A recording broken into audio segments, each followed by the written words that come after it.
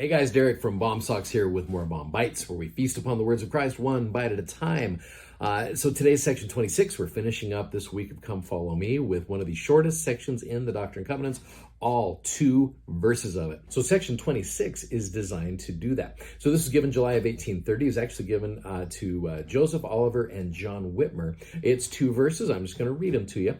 Behold, I say unto you that you shall let your time be devoted to the studying of the scriptures. We could certainly spend some time developing that idea. To preaching, confirming the church at Colesville. This is where they get a chance to actually do the confirmations that did not take place before because of the mobs. And to performing your labors on the land, such as is required, until after you shall go to the west to hold the next conference, and then it shall be made known what you shall do. And then verse 2, and all things shall be done by common consent in the church, by much prayer and faith. For all things you shall receive by faith. Amen. There you go. There's the whole section. So, like I said, that first one, time devoted to studying the scriptures, we could certainly develop that idea. But I want to go to verse 2, where it talks about let all things be done in common consent. So in the Come Follow Me manual, there's a cool little paragraph about common consent. It says, when members receive callings or priesthood ordinations in the church, we have the opportunity to formally sustain them by raising our hands as a show of support. The principle of demonstrating public support and agreement is called common consent.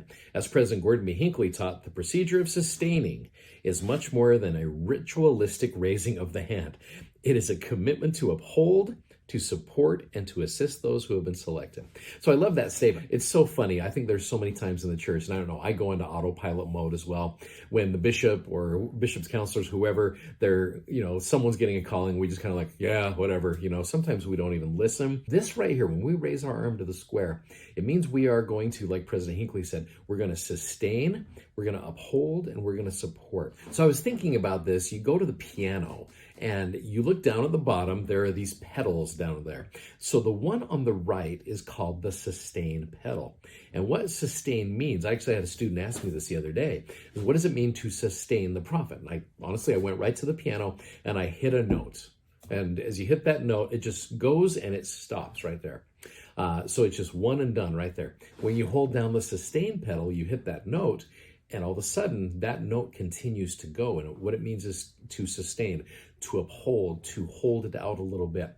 So when you do not have any, I guess I look at it this way, sustaining the prophet, for me means, or sustaining anybody in a church calling, what it means is you hit that note, and there are times where you are just tired of hitting the note, because we can hold the note down and just with our finger and just it'll still go.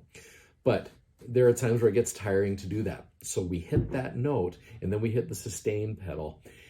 And when it gets tired, we're still able to have that note continue on. I hope that makes sense. In my mind, it makes sense. But just when we get exhausted, when we get like that, our sustaining of the prophet will enable us to be able to continue to do what we need to do.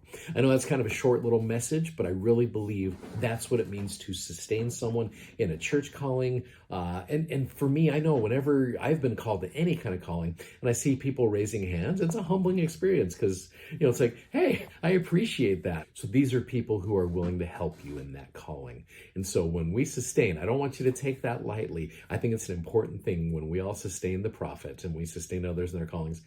It really helps them, but it also helps us as well. Anyway, I know that's true. Thanks for watching this week, guys. Thanks so much for subscribing, and thanks for sharing these messages. What a wonderful week of Come Follow Me study. Hey, we will see you next week with more awesome bomb bites. Take care. Bye-bye.